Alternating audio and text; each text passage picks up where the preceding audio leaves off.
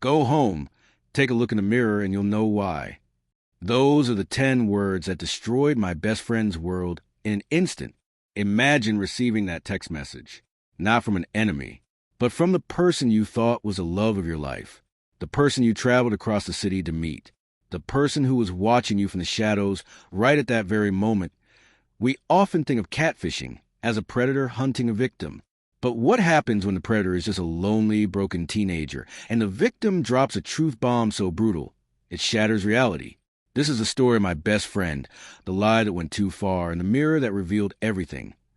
Welcome back to Scary Catfish Stories. Today, we are rewinding the clock. Before Instagram filters, before Tinder, before we knew that everyone on the internet lies. We're going back to the wild west of the web, the era of Yahoo Chatrooms and Orkut. If you were there, you remember the rush, the anonymity. You could be anyone. And for my best friend, being anyone else was the only way she knew how to survive. Let's call my friend Riyah. To understand why this happened, you have to understand Riyah. At 15, Riyah was complicated. She had a heart of gold, but a childhood that had chipped away at her soul.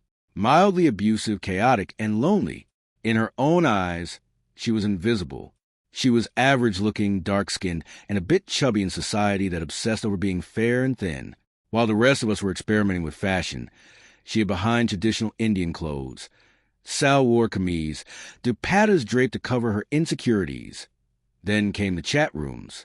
I went on there for fun, flirting with guys for a day, getting bored, and logging off.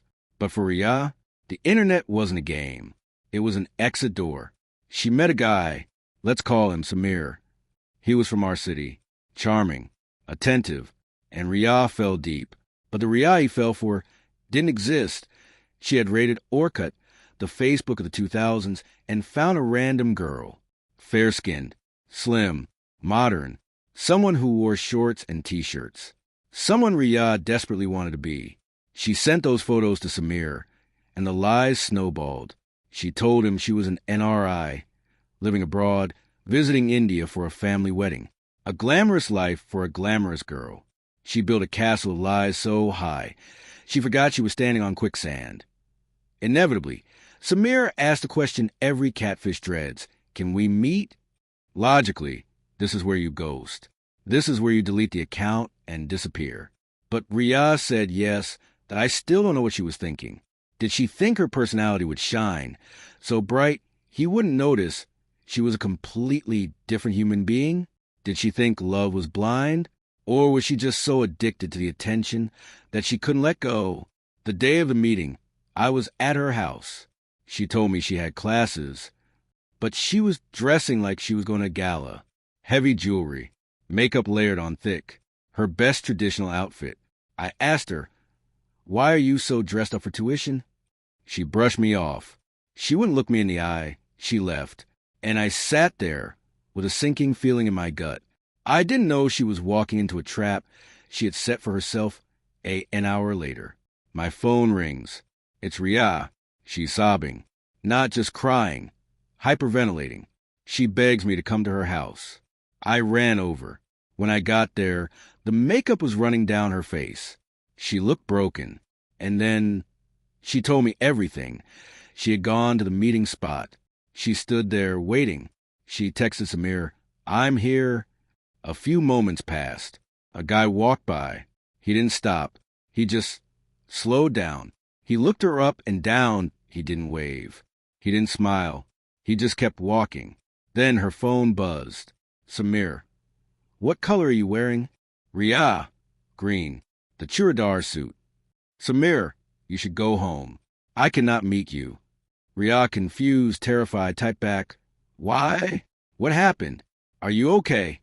"Samir, go home. Take a look in the mirror, and you will know why." At that moment, listening to her cry, I saw red. My best friend wasn't ugly. She was my friend. And this guy, this shallow, arrogant jerk, I wanted to destroy him. I grabbed her phone. I went into full damage control. I texted him back, posing as her. I lied again. I told him, "The girl you saw? That wasn't me.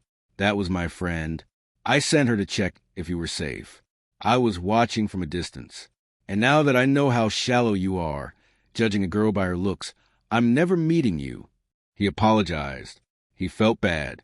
But looking back, was he really the villain? At the time, I was defending my friend. But now, I realized Samir was right to walk away. He wasn't rejecting her because she wasn't a supermodel. He rejected her because the person standing there was a stranger. She lied about her face, her weight, her job, her country, her entire existence. He didn't see a girl in a green dress. He saw a lie in human form. That text message, "Look in the mirror," broke Riyah. But sometimes you have to break to rebuild. It took time, years, but she eventually stopped hiding. She lost the weight, not for a guy, but for herself. She groomed herself not to look like the girl on Orkut, but to look like the best version of Riyah. Today, she's happily married to a man who loves the real her, a devoted wife, a bombshell in her own right. But that afternoon remains a haunting reminder for all of us. The internet gives you a mask. It gives you the power to be anyone. But remember, eventually, you have to step out from behind the screen. And when you do, make sure the face looking back in the mirror is one you recognize. Have you ever been catfished or caught someone a lie online? Tell me your story in the comments below. Don't forget to like and subscribe for more dark tales from the web. Stay real and stay safe. Hey guys, thanks for tuning in. Like, share, and subscribe my channel.